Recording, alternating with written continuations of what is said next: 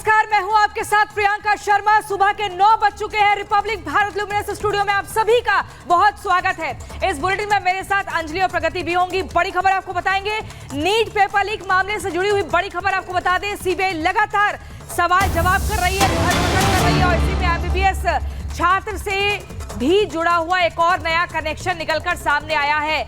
NEET paper leak से जुड़ी है बड़ी खबर आपको बता रहे हैं। एमबीबीएस छात्रों को लेकर पूछताछ करेगी सीबीआई।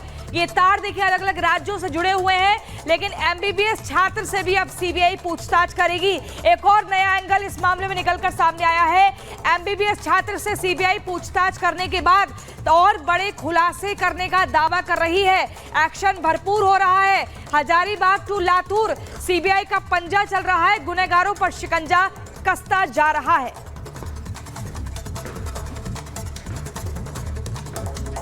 तो नीट पेपर लीक से जुड़ी बड़ी खबर हमने आपको बताई और अब ये भी बता दें कि जो गिरफ्तारी हुई है, सीबीआई ने उन्हें रिमांड पर लिया है, पूछताछ हो रही है। कई कनेक्शन अलग अलग जगहों से सामने आ रहे हैं, चाहे बात गुजरात की हो, महाराष्ट्र की हो, उत्तर प्रदेश की हो या फिर बात हो झारखंड बिहार की। अब हर कड़ी पर पूछताछ हो रही है और कड़ी से पूछताछ हो रही है। देखिए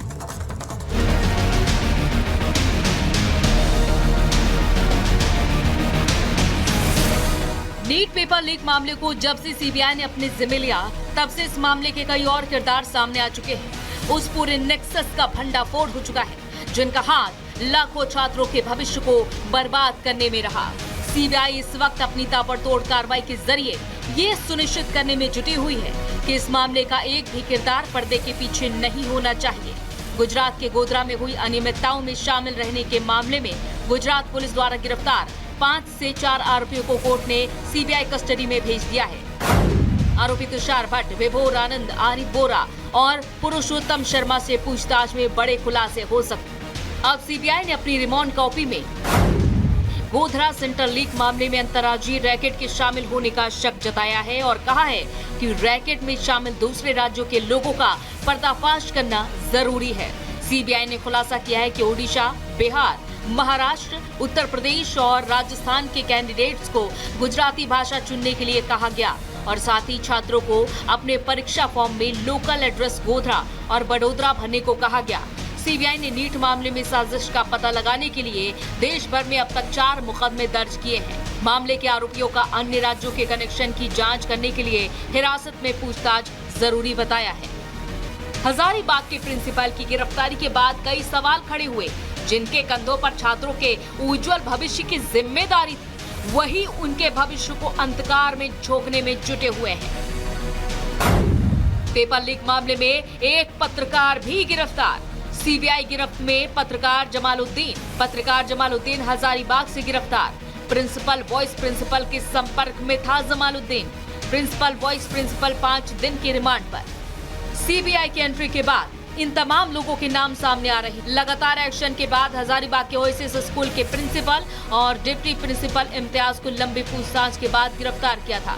प्रिंसिपल एहसान उल हल की कॉल डिटेल खंगालने पर पत्रकार जमालुद्दीन की गिरफ्तारी हुई, जिसका सीधा कनेक्शन पेपर लीक से जुड़ा हुआ है।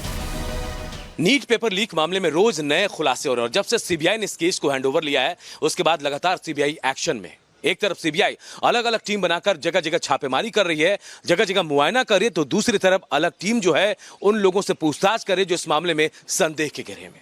सीबीआई ने अब तक इस मामले में कुल 5 लोगों को गिरफ्तार किया। 2 लोगों की गिरफ्तारी पटना से हुई, जबकि 3 लोगों की गिरफ्तारी झारखंड के हजारीबाग से हुई।